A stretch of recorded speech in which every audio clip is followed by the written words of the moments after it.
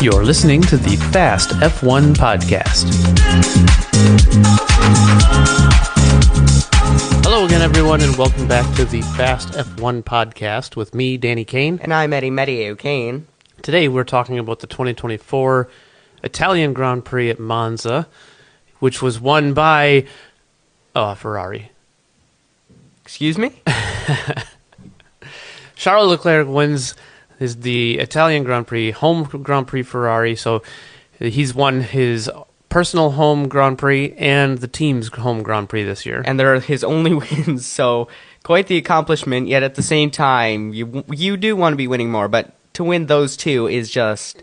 I think if he could have picked two races to win at the beginning of the year, knowing he would only... two. Yeah, he would have picked these two. If he could have only won two races, these would be the two he'd pick. If it'd be three, I think it would include the one that we're coming up to soon. Well, if you're going to start including more, you might as well include the entire season. You say, yeah, I want to win every single race. Well, of course. Yeah, we all do. So, in the week between Zandvoort and Monza, what happened? much. What do we need to know? See, we had more news in a week than less than a week. We had more news in like 4 or 5 days than we did for an entire month.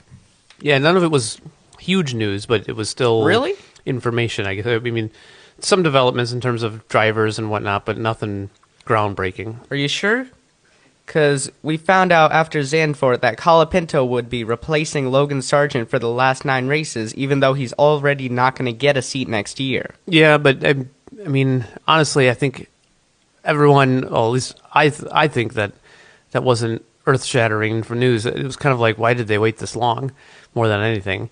Exactly. When especially after his crash in practice at Zandvoort, it was kind of like, yeah, what are they doing? Yeah, of course they got to put somebody else in the car. Yeah, and because they want to see because Sargent hasn't scored but 1 point in his past, 40 races? Yeah, however, it's not 40 because he hasn't raced 40 races, I don't think, but Yeah. 35 or whatever it is. Yeah. But they must think that they could still get a point or two at the end of the season. I mean, they're already ahead of Sauber. They really can't get ahead of anyone else at the end of the season. Well, I can't see it. Never mind that. They need somebody to stop crashing the car. That costs money. That's true, too. It's like Mick Schumacher for Haas. Yeah, he was pretty crash happy, too. Antonelli made his debut in FP1. Yep, give me Antonelli, highly anticipated debut, and he was out for free practice 1 in Monza, made a really good showing for... He really did. 10 laps? Or 10 minutes, I mean? 10, yeah, no, not 10 laps. So, by really good showing, I mean, he was there. He was really there. He looked like top 3 by the end of the session until he hit the wall. Well, his lap was not going to hold up because he was going quickly early in the session. None of the other drivers had bothered to try yet. Yeah. And in the end, where did he finish that session out? He finished it in the wall. Yeah. Sadly. Yep. So, they're not the debut that he would have wanted, I'm sure. But in the end, we did see, about a day or two later, I believe, that Antonelli will be racing for Mercedes in 2025. Yep.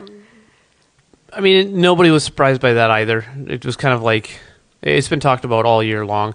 The bigger thing is that, since that race, Nico Rosberg said something that I was kind of thinking already as well, which is that George Russell's seat at Mercedes for 2026 is not necessarily a done deal. He's got a contract through the end of next year, but Mercedes really wants Verstappen in the car. They do.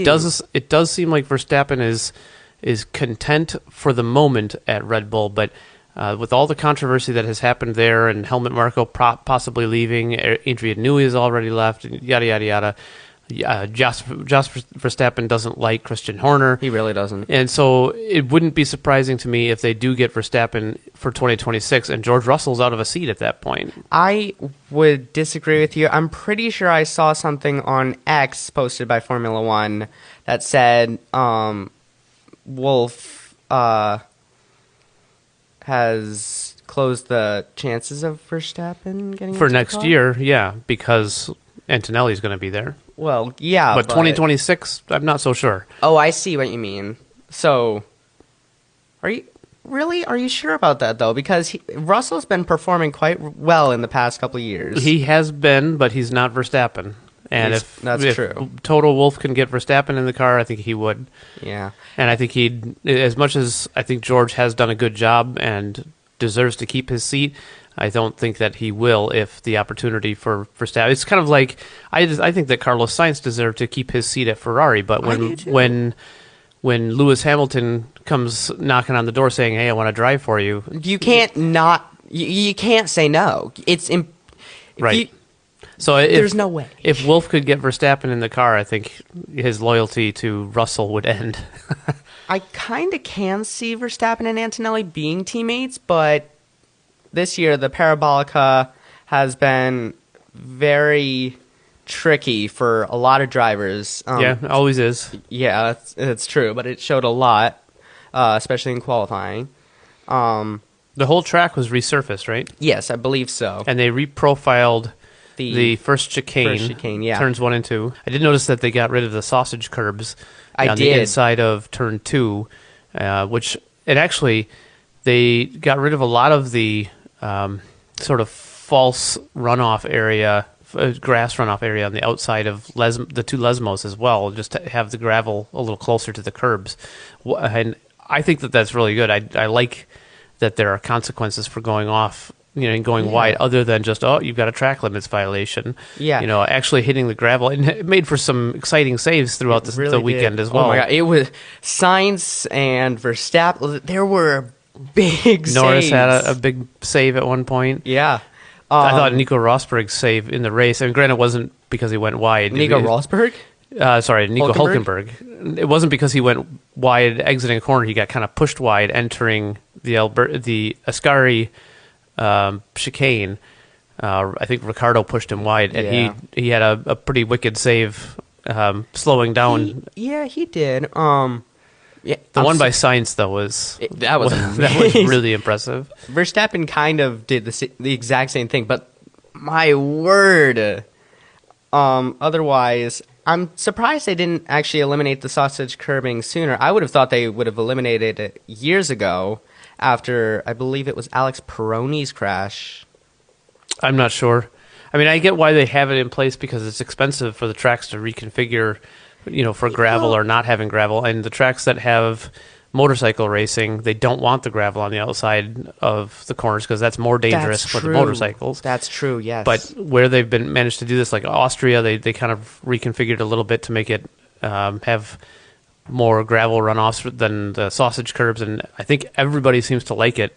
From a fan perspective, I think the teams like it more. I don't know if the drivers necessarily do, but I like having the higher consequence than just the FIA saying, well, you've had three times off track limits, you're going to get a warning soon, and then maybe a penalty. And just to have it actually be that you don't want to go off track because you could actually really have high consequence from a single time going off track. And we'll talk about consequences and penalties in a bit. Anyways, qualifying, it was another McLaren 1-2. Yep. Led by Norris. Norris gets pole, followed by Piastri, and then not Verstappen. No, Verstappen. Red Bulls look so bad this week. I was looking at the rear wing. I was like, what is that shit? Yeah, they had all of the teams had a very low-profile wing, as they always do, but the Red Bull had quite a unique shape to it. It looked like near the end, I was telling my dad this the weekend prior, which was the weekend of the race. I was saying, it looks like they made a last-minute change. Like, right before they sent the car out, they were like, wait, something's not right. Get me the scissors. Yeah. They just decided to chop part of the wing off. It looked so odd. Yeah, it had a very wavy tip to it.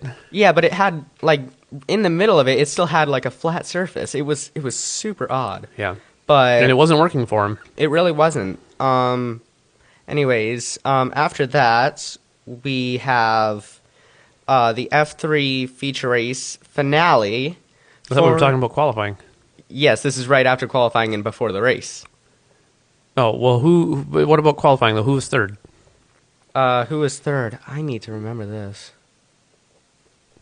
Was it Russell? It was George Russell. Which is very... He could have gotten pole position if he did try and participate in the FP1. He might have. We don't know for sure, though. Of course. Yeah, I mean, maybe. Any one of the top 6 had a chance at pole this weekend. Yeah. Which the top 6 didn't include either of the Red Bulls. Verstappen, Yeah.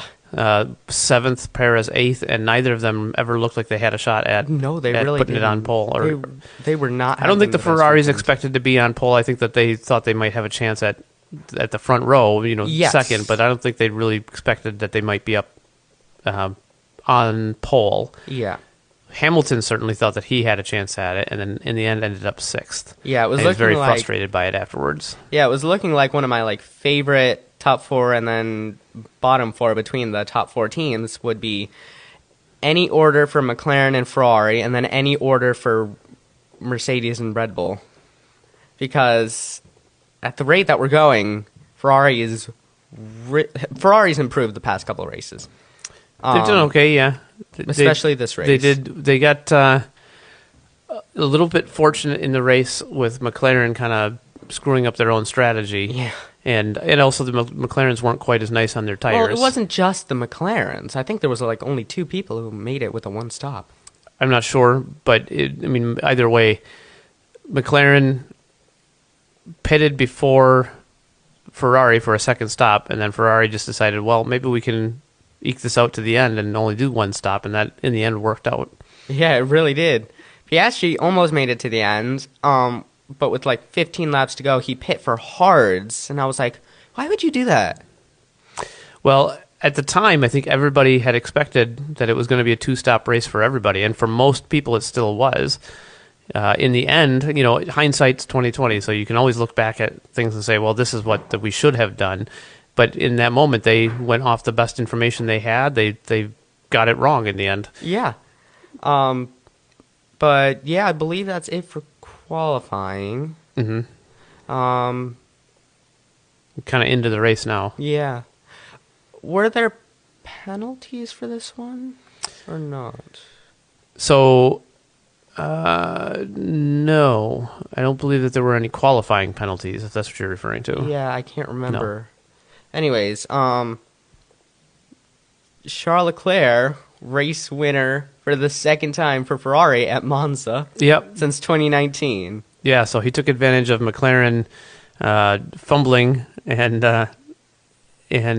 went from 4th to 1st. Yep. So at the beginning of the race, Norris starting on pole. Finally has a good getaway, has his teammate in second, and exiting the first chicane, it was looking pretty good for him. All the attention at that moment was on Russell and Leclerc because Russell had gone wide in the first chicane. I believe he might have just clipped Piastri, and so he damaged his wing. So Leclerc gets past Russell, as well as I think Sainz that got by him at that point as well. I think he dropped down to 6th at that point, and then later dropped to 7th behind Verstappen. Yeah, I think Russell... Oh, lap 1, I think the reason he was so far down, even though he was 3rd, I think he almost hit Piastri on the straight at the first turn. Yeah, he did. Race. He did. He just barely clipped his rear tire and damaged his front wing. Yeah. And then he hit the same part of the front wing on one of the polystyrene barriers in the runoff chicanes. Because you can't not hit any of them. I wouldn't say it's impossible. That's why it they got is him there. impossible not to hit one of them. Well, he just barely touched it, but between the 2 contacts, he damaged his front wing, and that kind of screwed his race right from the start. Yeah, I really don't like that runoff area. I really don't. Well, for safety reasons, it's good that it's there. Well, of course, but you're bound to hit one of them. Yeah.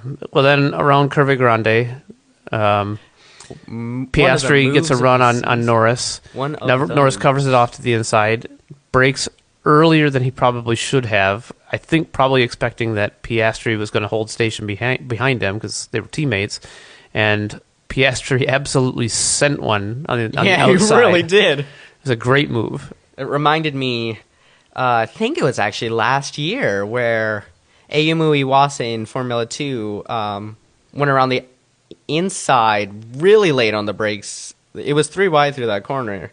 I don't remember who the other two were, but he absolutely sent it. Yeah. It was a very exciting move and Yeah. extremely impressive. So that compromised Norris's exit to the chicane, And then they talked and on the Leclerc radio.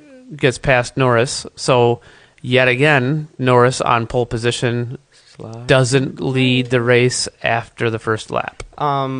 It was going to be Norris and Piastri fighting until Piastri got the move on Norris, and it left Norris vulnerable after that. So Leclerc passed him, fourth to second, and if Piastri and Norris were still 1-2, or well 2-1 really, they would have done these things called papaya rules, which is basically just Hamilton and Russell at the end of Canada. I really don't think it's that controversial. Well, it's not controversial. The way it's controversial is that Norris is still in with a good chance at the championship. Exactly. And they should be favoring, in most people's minds, they should be favoring Norris over Piastri. They have been unwilling to do that up to this point. Yeah, I So feel the like papaya rules was basically the team saying you're allowed to race each other, but give each other space, be fair about it. Keep it no dive bombs, no dirty moves. The team result is more important than your individual result. which is definitely true at this point in the season. Well, and McLaren, obviously concerned about their constructors' points. They made a haul of points despite not winning the race. They've closed up to, I think, 8 points now 8 behind. points. 8 points. 8 points now separates Red Bull and McLaren, and then it's only another 35 or so. I don't think I they've don't know led the a exact number, but Ferrari's only 30-some points, I think, behind McLaren. I don't think they've led a championship in a decade. McLaren, I don't believe so. Well, yeah, probably not. Yeah. The last time they won a championship as a constructors would have been 2007, but But they were disqualified. Yeah. That could be an episode for itself in the winter. Yeah. Who won the 2008 Constructors' Championship? Was that Ferrari? I think that was Ferrari. Yeah, it must have been because Massa was second and Kimi was third, I think, in the Drivers' Championships. I have no idea. I'm almost certain that that's the case. Because Hamilton's teammate that year was It was Kovalainen. Kovalainen, and he wasn't won that one good. race, and it's like Sainz in 2022. What happened to Sainz in 2022? He had a race win. He was performing well, but he did not. He finish high just in wasn't. standings. He wasn't on Leclerc's level. Yeah. But I think the last time they won was 20 years ago. So The last so the last Constructors' Championship they would have won would have been in 2000. 2000? Yeah. No, That was 1999. Sorry. 99. No, that was Ferrari. That was also Ferrari. Okay, so 1998. I think. That was when Häkkinen won his first championship. I think. Yeah. It has Yeah. to be, yeah. Because because Schumacher won 5 in a row starting from 2000, but Ferrari won 6 in a row starting from 1999. Yeah. Yeah. Anyways. See, we're good at this history stuff. Yeah, we really are. We're probably completely wrong about all this. Anyways, Verstappen did have a bad pit stop, which is not like Red Bull. 8.4, I believe, is what it was. Or Was it 8? I thought it was 8.3. 6 something. I'm pretty sure it was 8 something. Well, anyways, it was slow for Red Bull. I have no idea. Red Bull but it was usually very seen slow. as the fastest. They're kind of the gold standard. They're not necessarily always the fastest, but Yeah. they're the most consistently fast. Yeah. And McLaren holds that record now. yeah, but they haven't been as consistent as Red Bull. Red Bull, it's almost like at the point now where if Red Bull has a pit stop that's longer than 2.5 seconds, it's considered slow. So for them to have a really long one, they had trouble getting the right rear tire changed. I think it wouldn't come off initially, or maybe it wouldn't go back on. I Yeah. don't remember, but So Leclerc wins. Piastri does hold second. He was closing up to Leclerc. If he did pit for softs rather than hards, I definitely think they would have and made that's it to where the end. McLaren made their second mistake of the day. Yeah. Big mistake in my opinion, which He is was not like- to switch Piastri and Norris around right at the end. Yeah. But the thing is, I do feel like Piastri could have given it to him at near the end, like on the last lap kind of thing. Yeah, I agree. I think if he didn't pass Leclerc, if they pit him for softs, because he went from 11 seconds within like 10 laps to 3 seconds across the line. If they pit him for softs, which probably would have made it to the end, he almost definitely would have gotten Leclerc. I don't think so. You don't? No, because the medium tires only lasted for 15 or 20 laps for them anyway, and they had 15 laps to go. Soft tires would have dropped off too quickly for that to have been worth it for him. I mean, it would have been a risk, that's for sure. Yeah, it certainly would have. But I think that though the last lap, as soon as it was obvious that Leclerc was going to get through the Parabolica on the last lap and win, they should have had Piastri queued up to say, hey, if you can't get him before the Parabolica, slow down and let Norris by so that he can get an extra 3 points for the championship. Kind of like Bottas and Hamilton at, where was it? That was different. That was that they asked Bottas to let Hamilton through because they thought he had a chance at the win. Yeah. And when Hamilton couldn't do it, he let Bottas back past on the last corner. Yeah. Where was this? That was at Hungary. That was at Hungary, yes. Yeah. Oh, yes, that's right. But either way, I mean, it's 3 points now that Norris should have had that he didn't. Yeah. Well, it's once again 3 points that can be very crucial in the championship. Yeah. We're at like what? 10 points now that he could have gotten with ease? I think that between that and not telling Piastri not to fight Norris at the beginning of the race, McLaren basically dropped 10 or possibly 11 points for Norris on this race alone.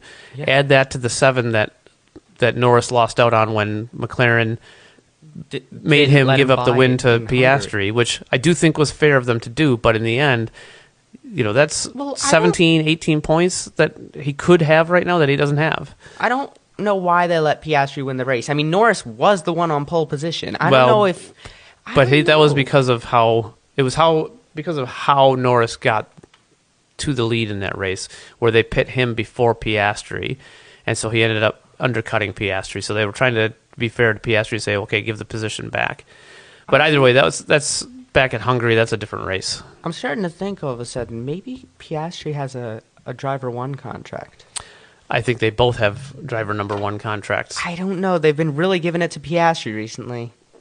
I don't think they've been giving anything to him. I think he earned his position at the Italian Grand Prix. Yes. I think that the team also has the right to tell the driver, the other driver is still in the championship with a fair shot. Yeah. Piastri technically is in the championship still too, but he doesn't have a fair shot at it. There's no way he's going to catch up. It's official. Only the 8 drivers of the 4 big teams can still win the championship. Alonso's knocked out. He would never have won. Yeah, well, I mean, Russell's not going to get there. I mean, anybody besides Norris is not going to get there. It's just Leclerc can still do it. If Ferrari did actually get this right, I mean, yeah, I know Leclerc had gotten really lucky, but Leclerc has just as much of a chance as Norris does. Still. Oh, I wouldn't say that. Norris is closer, and the Ferrari is more consistently fast lately. Yes. So Ferrari would have to really up their game to be able to have a shot at it. So moving on to the predictions for the Italian Grand Prix, who did you have for your top 3? I believe that I had, what was it, Norris, Piastri, Verstappen? You did indeed. You got Piastri right. Oh yeah, I guess I did. I had him second. Yeah. I'm still so disappointed that you didn't say any Ferraris in the podium. Well, how dare you? Did you? Yeah, I said both of them. But did you get them right? No, I had Leclerc on there, and Sainz was 4th. I put Sainz, Leclerc, Perez. Perez was looking good. He was in the points again, so he's there, but he's still not where Red Bull want him to be. Where did he end up finishing? 4th? I think he was 8th. Sainz? No, Perez. Oh, Perez. Okay, I'm sorry. Yes, I got Sainz confused. was 4th. Sainz was 4th. Perez, yeah, he had a better race at Zandvoort, but I mean, arguably he had an okay race at Monza, considering how slow the Red Bull seemed to be. But he was still on quite Verstappen's pace all weekend long. But was he? He still finished 20 seconds behind Verstappen, even though Verstappen had a slow stop. Yes, but he still qualified right by Verstappen. Yeah, I don't know. I think it's still pretty lousy from him. Yeah, I do too. But I really don't think that he can hope for any more. I think this is just where he is going to have to be. So who did you have for your top three? I had Sainz, Leclerc, Perez. I had I had Leclerc on there, but not in the right position. Okay, so I got one of them right. You didn't get any of them right. Yeah. But I made a bonus prediction. You did. That McLaren would be leading the championship leaving from Monza, and I was wrong. Yeah. See, I told you that you were bound to get one of them wrong. Well, I knew that. I was kind of hedging my bet, saying, "All right, well, I'm gonna get if I can get one of my top three correct, that this bonus prediction won't be correct. But if I get the bonus prediction correct, I won't have the other one." I was okay with that. Yeah, well, but I was wrong on it. Yeah, you were wrong on both of them, I believe. Yeah. So, well, I got Piastri right. Well, you got Piastri right, but so Baku, I really feel like if Leclerc can win one more race this season, this is where it would be. He's had such disappointing results here. He obviously the crash into the castle barrier. Yeah, during qualifying. Yeah, that was what, 2019, I believe. I believe so. That was his first season for Ferrari, and then he had really good chances of winning the race in 2022 and 2023, but both times lost out to a Red Bull. Mm-hmm. Perez has won, I believe, the most races here. He's won 2 times, I believe. I think Hamilton's won there twice as well. But that's still Perez. So, and then Verstappen has won. Well, Verstappen's won here probably twice as well, hasn't he? I don't know. Oh, wait, no, he hasn't. Because Perez won here in 2023 and 2021. Yeah, I don't know. I don't know who. Either way. So I do think Red Bull's going to perform quite decently here. I do not think that McLaren and Ferrari will have the best race, but I feel like Singapore and beyond is where they will put in the big result, and that's when Red Bull are going to slip away a lot. So what's your top 3? My top 3 is Verstappen, Perez, Leclerc. Okay. Verstappen I could see, Perez no way. Really? Yeah.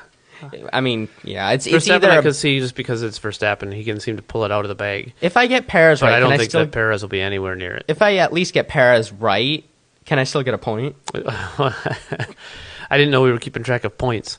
I'm still trying to figure out the point system myself. Yeah. Well, so I, by contrast, think that McLaren is going to go from strength to strength. I think that they're going to come on very strong at Baku. And I think with all the roasting that they've received in the last week for not favoring Norris, they're going to be starting to put all of their eggs in his basket. Exactly. So they'll be looking at the team championship, but I think that they'll be focusing on Norris as well. So I'm looking at Norris, Verstappen, Piastri for a top 3, but Norris, Piastri for the top 2 in qualifying. Again. That's my bonus prediction this week. Nice. I also have a bonus prediction for this week. I do feel like one of the Mercedes will retire from this race. Because of a technical problem or because they'll crash? That I can't tell you. Okay, so one Mercedes doesn't finish. I also believe that Sainz will not score points. So I've got 2 this time. Okay. Sounds good. All right, well, we'll see you then after the Azerbaijan Grand Prix. Until then, this has been the Fast F1 Podcast with me, Danny Kane. And I'm Eddie Meteye-O'Kane. And we'll see you next time.